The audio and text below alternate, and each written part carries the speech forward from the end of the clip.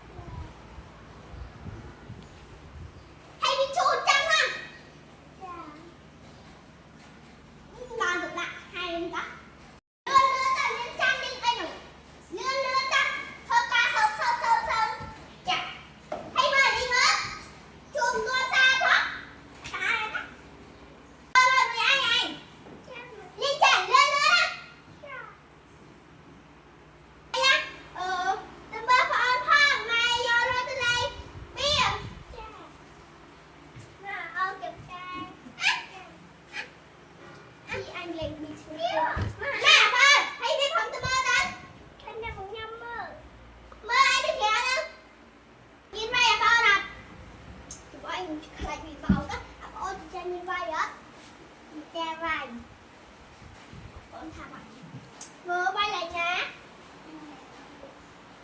Bay không bay phone. Tôi mơ phone nữa.